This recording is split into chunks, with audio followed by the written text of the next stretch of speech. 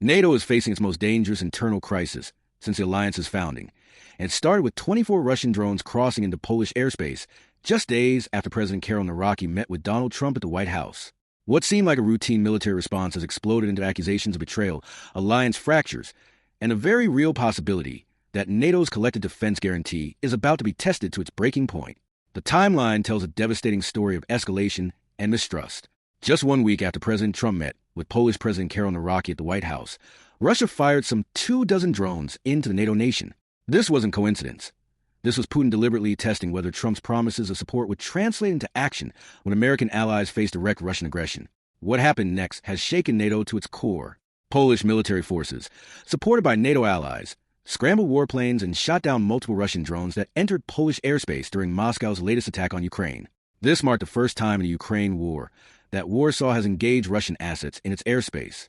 But the military success masked a diplomatic catastrophe that's now threatening to tear the alliance apart from within. President Nawrocki's response has been nothing short of explosive.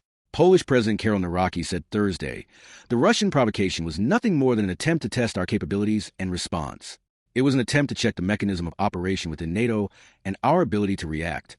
But behind these measured public statements, Nawrocki has launched scathing private accusations against key NATO allies that sources describe as unprecedented in alliance history. The betrayal accusations center on what Polish officials are calling deliberate intelligence failures by unnamed NATO partners.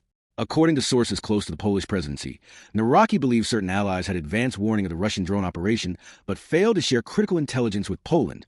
This isn't just about miscoordination. This represents a fundamental breach of alliance trust that strikes at NATO's collective defense foundations. Poland immediately invoked NATO's Article 4, calling for alliance consultations on threats to security or territorial integrity. This decision was made jointly between Prime Minister Tusk and President Nawrocki, who serves as Commander-in-Chief of the Armed Forces. But what should have been a routine alliance response has instead become a forum for explosive accusations and counter-accusations that threaten NATO's unity. The scope of the Russian operation was far more extensive than initially reported.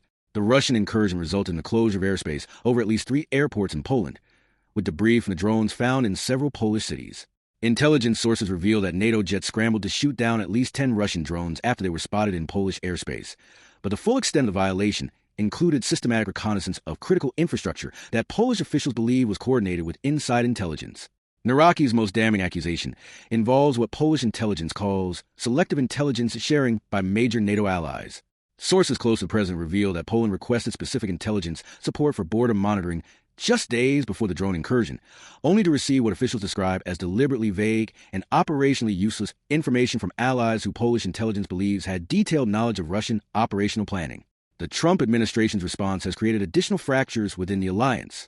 While Polish President Karol Nawrocki confirmed he spoke with Trump on Wednesday, European allies report being excluded from these bilateral consultations entirely. This has led to accusations that Trump is undermining NATO's collective decision-making processes by conducting parallel diplomacy with individual allies. The intelligence implications go far beyond this single incident.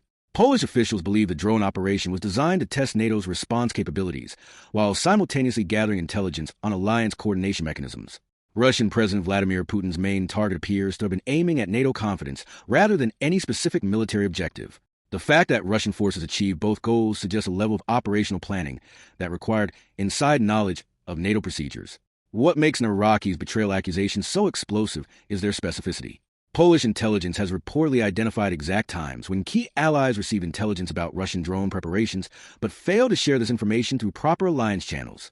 This suggests not just intelligence failures, but deliberate decisions by NATO partners to withhold critical information from an ally under direct threat. The economic dimension of this crisis reveals deeper alliance fractures that the drone incident has merely exposed. Poland contributes over 2% of its GDP to NATO defense spending while hosting some 10,000 U.S. troops currently stationed in Poland.